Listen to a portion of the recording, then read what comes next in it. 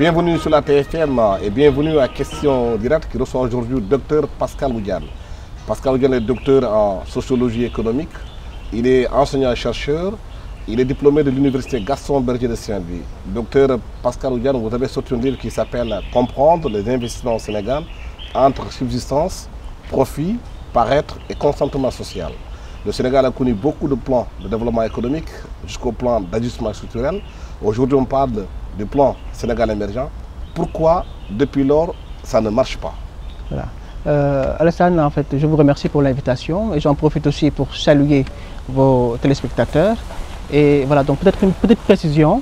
Je suis docteur en sociologie économique, mais aussi en sociologie des organisations. Voilà, donc il y a un lien entre les organisations, l'approche qu'on fait, nous les sociologues, des organisations, et l'approche économique. Voilà, donc par rapport à votre question, je pense que le Sénégal peut s'en sortir. On a eu des plans d'ajustement structurel, on a eu beaucoup de problèmes pour asseoir en fait, un vrai développement. Il y a des concepts que les gens ont mis en évidence pour parler même de progrès. Parce que déjà le développement c'est un concept très vaste. Et maintenant, il faut savoir là où on va exactement et qu'est-ce qu'on veut faire de notre modèle. Donc, voilà. Donc, il est évident que le modèle pose problème. Pourquoi le modèle pose problème?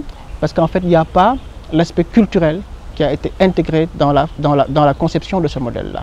Voilà. Nous avons des institutions socioculturelles qui sont là, qui sont coercitives, qui orientent les comportements, les façons de penser.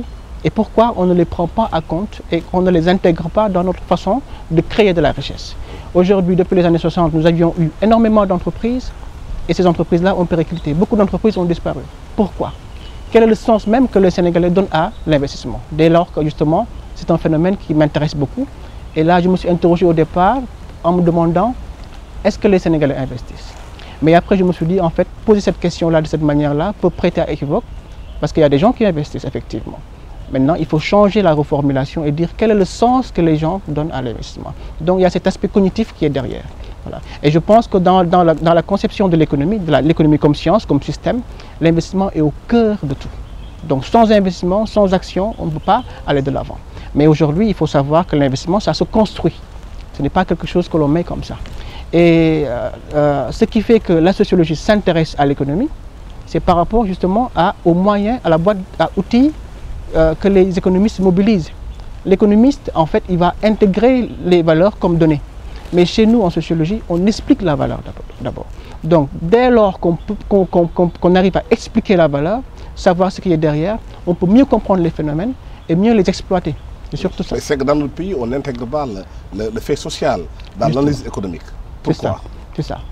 C'est simplement dû à une question de rigueur disciplinaire, je pense. Parce que les disciplines sont formatées, il y a des règles, il y a des méthodes et les gens sont obligés de les respecter. L'économie, à un certain moment, a eu un choc avec la sociologie. Parce que la discipline que je pratique aujourd'hui, ce n'est pas une discipline qui est nouvelle. Depuis 1892 aux États-Unis, en fait, on a eu les premières bases. Et ensuite, après, à la suite de ce choc, les sociologues étaient vus comme les garants de la science des restes. Donc il fallait que les économistes choisissent en fait leur objet et ensuite les sociologues viennent prendre les restes. Voilà. Donc pourquoi il y a eu ce choc? Parce qu'il y a eu ce problème de valeur. Hein? Donc nous les économistes, on doit s'occuper seulement des moyens ou bien des paradigmes qui doivent nous pousser à créer de la richesse et les sociologues doivent rester à la famille pour gérer les problèmes de la société industrielle. Voilà. Et depuis lors, je pense que chez nous en Afrique, on ne doit pas attendre que d'autres paradigmes viennent de l'extérieur. On doit pouvoir contextualiser notre sociologie, contextualiser nos sciences à chaque fois. Moi, j'ai eu ce projet, c'est-à-dire l'idée, en me disant que dans la division académique des sciences, au niveau de Cheikh Anta Diop ou de nos universités, les sciences économiques, le droit, les sciences humaines doivent être dans une même faculté et ne pas les séparer. Aujourd'hui, on parle de recherche pluridisciplinaire, c'est parce que justement, les gens ont senti la nécessité d'aller vers les autres sciences.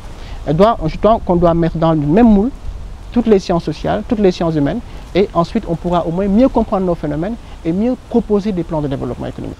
Pascal Oudiane, merci d'avoir été avec nous sur ce plateau de la TFM.